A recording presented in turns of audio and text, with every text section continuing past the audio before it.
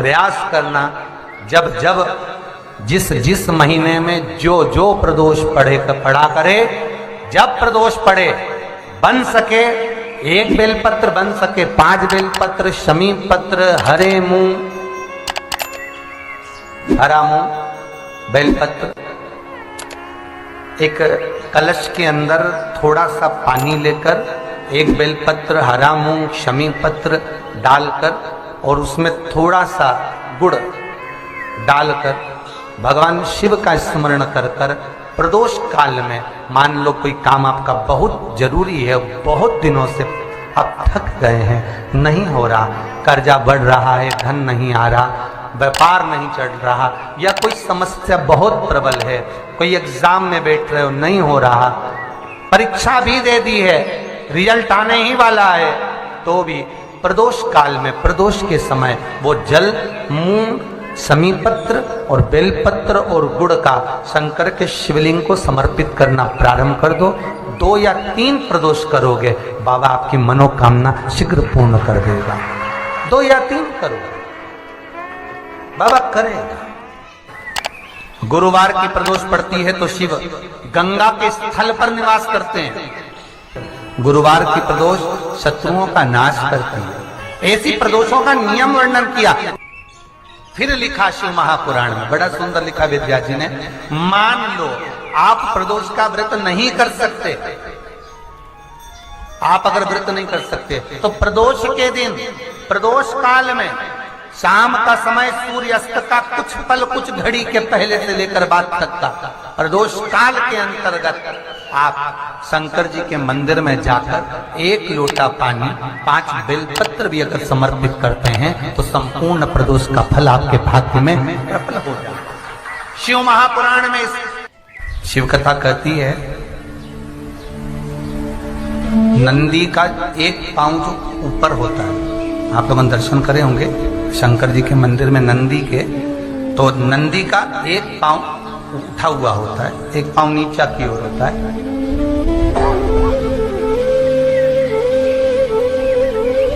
शिव पुराण की कथा कहती है, मान लो कोई हड्डी से जुड़ा हुआ रोग,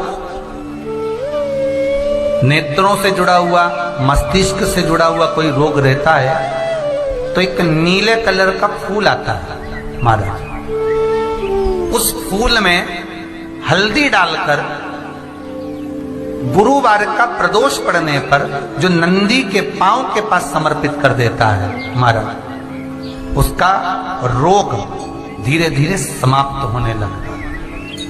लिंग पुराण कहती है कि नंदीश्वर भगवान के सामने जो पुष्प समर्पित करा जाता है उसको, ये तो लिखा था स्कंद पुराण और शिव पुराण, लिंग पुराण कहती है जो फूल आपने समर्पित करा उसको लाकर पानी की बाल्टी में डालकर आप स्नान भी कर सकते हो, उससे भी हड्डी के जितने रोग होते हैं उसमें आराम लगने लगता है। जैसे कहीं शरीर नहीं चल रहा, हाथ झुंड पड़ रहा है, हाथ काम नहीं कर रहा, हाथ में झुंझुनी आ रही है, कंपन आ रहा है, उसमें भी ये प्रयोग है। और होना चाहिए बृहस्पतिवार की प्रदोष। कौन से बात की? बृहस्पतिवार, गुरुवार प्रदोष के दिन यदि आपको कहीं से शमी पत्र मिल जाए, प्रदोष के दिन यदि कहीं से आपको शमी पत्र मिल जाए और प्रदोष काल में, प्रदोष का जो समय होता है, शाम का जो समय होता है प्रदोष काल, 4 प्रदोष 5 प्रदोष आप कर कर देखिएगा कि आपका कोई काम है, कोई नौकरी के लिए आप अप्लाई कर रहे हैं, कोई समस्या बड़ी विकट आ गई है, कोई तकलीफ विकट आ गई है, कोई समस्या विकट आ गई है, प्रदोष के प्रदोष काल में अगर एक शमी पत्र भी आप घर के शिवलिंग को, अब ये करने के लिए आपको मंदिर के शिवलिंग नहीं जाना, अपने घर में जो शिवलिंग, चाहे वो स्फटिक का हो, पारद का हो, कंकर शंकर का हो, लकड़ी का हो, जो शिवलिंग तुम्हारे घर में, कांच का हो, चाहे वो नर्मदा के कंकर का हो, नर्मदेश्वर हो, पाषाण का हो, जो शिवलिंग, चांदी का हो, सोने का हो, तांबे का हो, पीतल का हो, जो शिवलिंग तुम्हारे घर,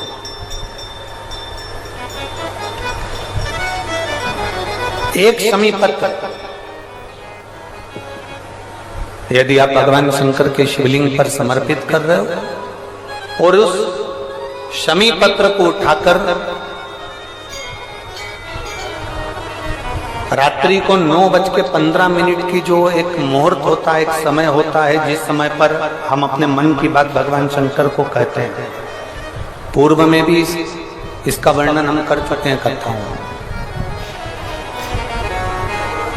उस 9:15 पर वो शमी पत्र को उठाकर एक कागज में, एक कटोरी में उसको रखते थे। 4 या 5 प्रदोष के उस शमी पत्र को अपने पास में रखिए और जिस कार्य के लिए जा रहे हो उसको जेब में ऊपर के भाग में उसको रखकर लेकर जाइए। आपका वो कार्य सफल होकर ही रहेगा, वो रुक नहीं सकता।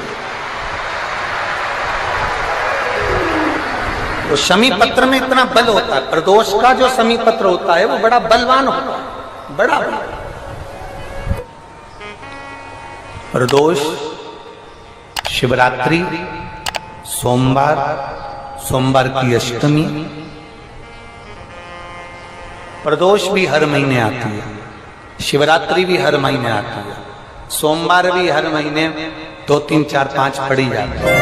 सोमवार की अष्टमी जरूर साल भर में 4 या 5 सोमवार, प्रदोष, शिवरात्रि, सोमवार की अष्टमी, ये वो तिथियां हैं, ये वो बार है।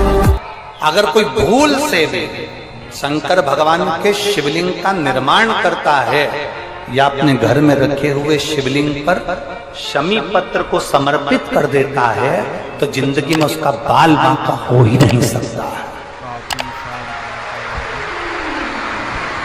प्रदोष के शमी पत्र में बल होता है, प्रदोष के शमी पत्र में। मैं सुनील जी को धन्यवाद दूंगा, आपको बहुत बहुत साधुवाद। ये 5 दिन की कथा में 22 तारीख को प्रदोष पड़ रहा है और बाबा की कृपा है आप पर, जो ये प्रदोष के समय पर भी कथा चल रही। कथा का समापन 23 को है पर 22 को प्रदोष पड़ जाएगा। कितने किस्मत वाले हैं रेवाड़ी वाले, घर जाके नजर उतरवा लेना राइनोन से हो।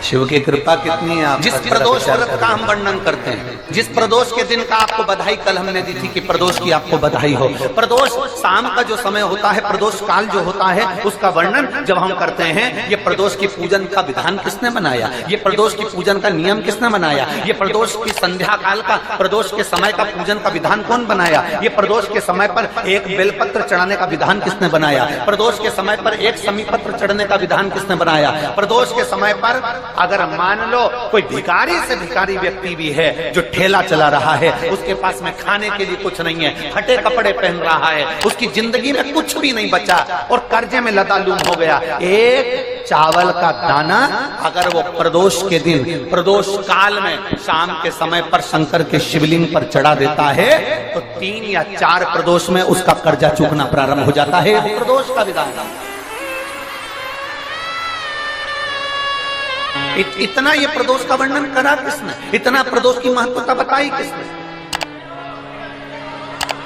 कौन करे इतना वर्णन। अगर प्रदोष की महत्वता बताने वाला कोई है, इसीलिए मेरे शंकर भगवान माता सती को लेकर कुंभज ऋषि के यहाँ, अगस्त ऋषि के यहाँ कथा सुनने के लिए गए थे, क्योंकि उनके बराबर कोई शंकर के महत्व को बता नहीं सकता और प्रदोष के महत्व को नहीं बता सकता। सती मैया को प्रदोष का महत्व बताने के लिए शंकर सती जी को लेकर कुंभज बाबा के यहाँ गए थे, अगस्त ऋषि, कि प्रदोष के महत्व को तो जानो सती तुम प्रदोष के महत्व को तो सती जानो, तुम प्रदोष के महत्व को तो सती पहचानो कि प्रदोष का महत्व क्या होता है, प्रदोष काल का महत्व क्या होता है, प्रदोष के समय का महत्व क्या होता है। जिस समय पर सूरज डूब रहा हो,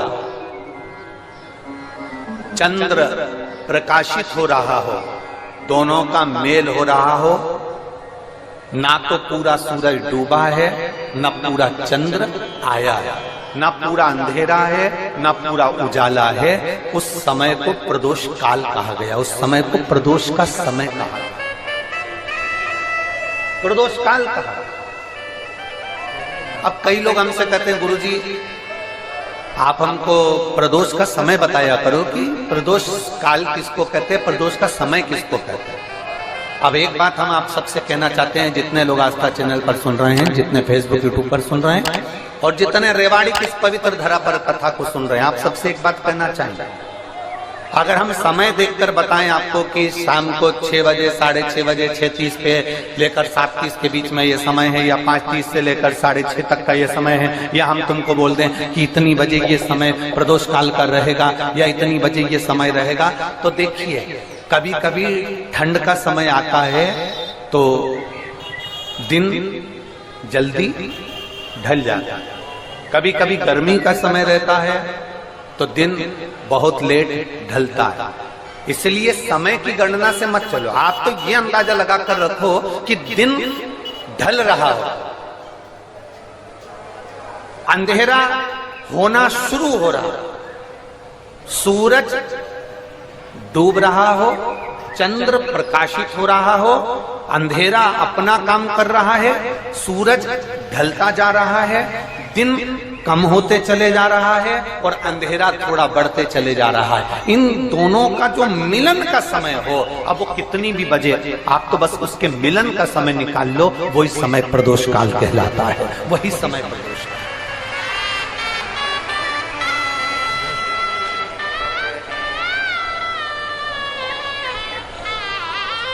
अब प्रदोष काल की पूजन का विधान किसने बनाया? कोई आपसे पूछे तो क्या बताओगे? जम के बोलो जल्दी से, कौन ने बताया था? अगस्त ऋषि। सबसे प्रदोष व्रत का नियम जो आप ले रहे हैं, प्रदोष व्रत को जो आप श्रवण कर रहे हैं, उसको जरा ध्यान से सुनिएगा। सबसे पहले स्नान ब्रह्म मुहूर्त का, सुबह का, उसके बाद में फिर आसन पर बैठकर भगवान की भक्ति को धारण करना, शंकर का अनुमोदन करना, शिव भक्ति में डूबे रहना, शंकर का स्मरण करना, शंकर के नाम का स्मरण करते रहना, ये प्रदोष का मूल तत्व। महाराज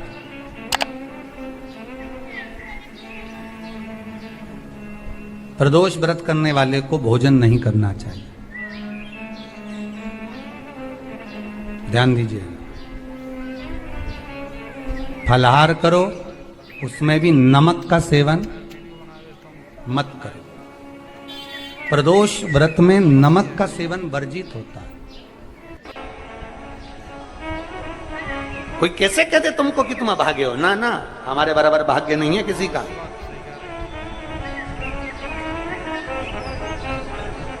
तुम्हारी ग्रह खराब है, तुम्हारे ग्रह खराब है। संभेश्वर महादेव का नाम,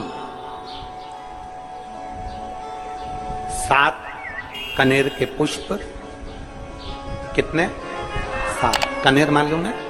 ये रोड पर जो जाते हो डिवाइडर में पीला पीला फूल लंबा, जो कि पशु पक्षी कोई नहीं खाता, जहरीला फूल माना जाता है। कनेर के 7 फूल, एक बेलपत्र। जिस समय पर कनेर का फूल बेलपत्र के साथ चढ़ाया जाएगा तो 7 कनेर के पुष्प सीधी बेलपत्र पर आपको रखना। 2-3 प्रदोष कर कर देखना। अगर कोई आपसे कहे कि आपका भाग्य ठीक नहीं चल रहा, आपकी किस्मत ठीक नहीं चल रही, आपके ग्रह ठीक नहीं चल रहा है, आप भाग्यशाली नहीं हो, पहले तुम वहां से उठ जाओ, उसके बाद में देवाधिदेव महादेव के पास 7 कनेर के पुष्प एक बेलपत्र में रखकर नंदीश्वर के पास में बैठकर श्री शिवाय नमस्तुभ्यम बोलकर अशोक सुंदरी वाली जगह पर स्पर्श कराकर भगवान शंकर पर 7 फूल के साथ बेलपत्री की डंडी अशोक सुंदरी की साइड हो, ऐसा स्मरण करते हुए शिव को समर्पित कर दे। वही बेलपत्री 5 बार नमः शिवाय या पंचाक्षर मंत्र, षडाक्षर मंत्र या श्री शिवाय नमस्तुभ्यम बोलकर वही बेलपत्री 3 प्रदोष, 4 प्रदोष, 5 प्रदोष, 2 प्रदोष, जितने प्रदोष आप चढ़ा रहे हैं प्रदोष काल में, वो बेलपत्री लाकर अपने कक्ष में अपने पूजन वाली स्थान पर रखते जाओ। एक बेलपत्री एक प्रदोष पर लाओगे, अगला प्रदोष आएगा, कितना अंतर पड़ता है आपके भाग्य बदलने में, आपको खुद मालूम पड़ जाएगा कि आपकी किस्मत कैसे बदल रही है। मेहनत आपको करना है, परिश्रम आपको करना है, लगन आपको लगाना है, और बेलपत्री और कनेर का पुष्प शिव को चढ़ाओ। चालू करो प्रदोष प्रदोष चढ़ाना और चढ़ाओ शंकर का भजन। यहां नहीं चढ़ा सकते, अपने घर पर चढ़ाओ, अपने शिवालय में चढ़ाओ, अपने देवालय में चढ़ाओ, अपने नजदीक में जो शंकर मंदिर वहां चढ़ाओ। आराधना शिव की। कोई कह दे तुमसे कि ये ठीक नहीं, प्रथम आप ये जो कनेर के फूल चढ़ाओगे ना, इसमें श्रंभेश्वर महादेव का भाव होना चाहिए। श्रंभेश्वर महादेव, फिर से एक बार बोलो, कौन से महादेव?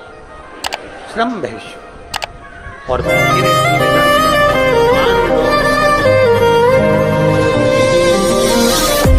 कहते हैं कि बच्चे की धड़कन नहीं आ रही है,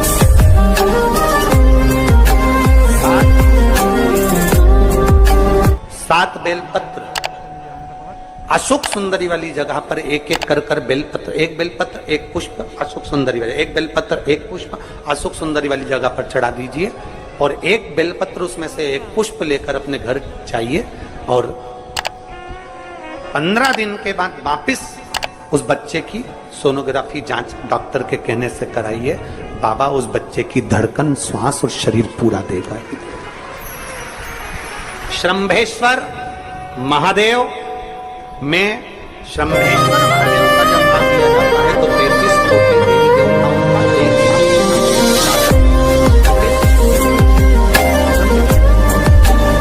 बोल श्रंभेश्वर महादेव की। श्रंभेश्वर भगवान का स्मरण किया है। आगे वर्णन आया है भगवान के सुंदर आनंदमय स्वरूप का। जब भगवान देवाधिदेव महादेव आनंद में विराजमान थे, देवता और राक्षसों ने मिलकर मंथन किया, मंथन में विष निकला जो देवाधिदेव महादेव के पास पहुंचा। शिवजी ने विष को धारण करा, क्योंकि घर का जो बड़ा होता है, घर का जो बुजुर्ग होता है, उसको बहुत सहना पड़ता है, बहुत सहना पड़ता है। घर का जो बुजुर्ग है, घर का जो बड़ा है, उसको सहना पड़ता है।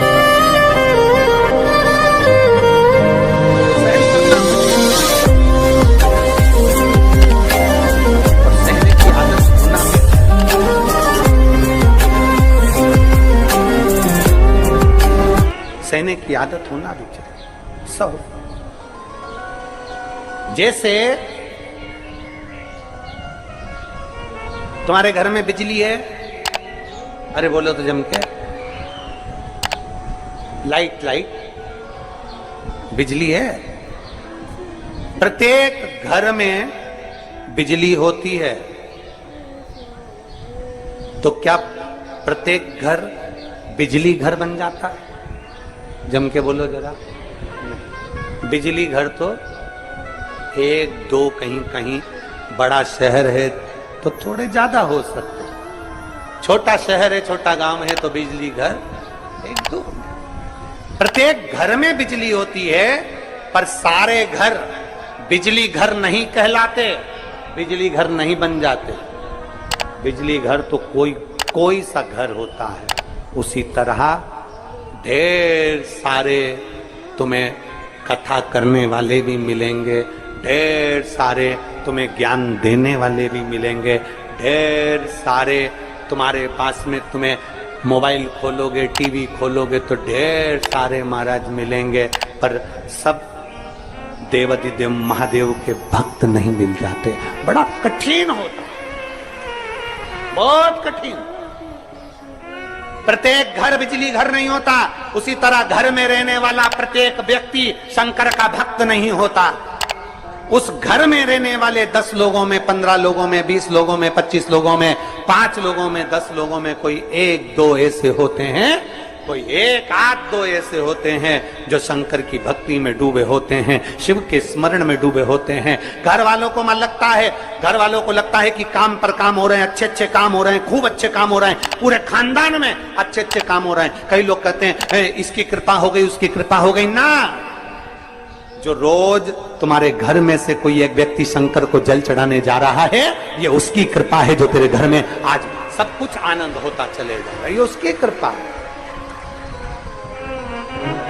अंत बिंदु मेरा शिव है। चंचुला देवी हाथ जोड़कर कहती है प्रभु कृपा कर। भगवान शिव विष पीकर नीलकंठधारी बन जाते हैं। अमृत पीने वाले देव कहलाए और विष पीने वाला देव अधिदेव महादेव कहलाए। महादेव। थोड़ा दुख आए तो चिंता न करना, बाबा कुछ अच्छा करने वाला होगा। थोड़ा कष्ट आए तो चिंता मत करना, बाबा कुछ अच्छा करने वाला होगा। जल्दी से काम नहीं निपटे, बहुत मेहनत करना पड़ रही है। हम 3 बार 4 बार कुबेरेश्वर धाम आ गए, 5 बार आ गए, बाबा कब सुनेगा? चिंता मत करना, फाइल थोड़ी मोटी है, पर थोड़ा समय लगाएगा।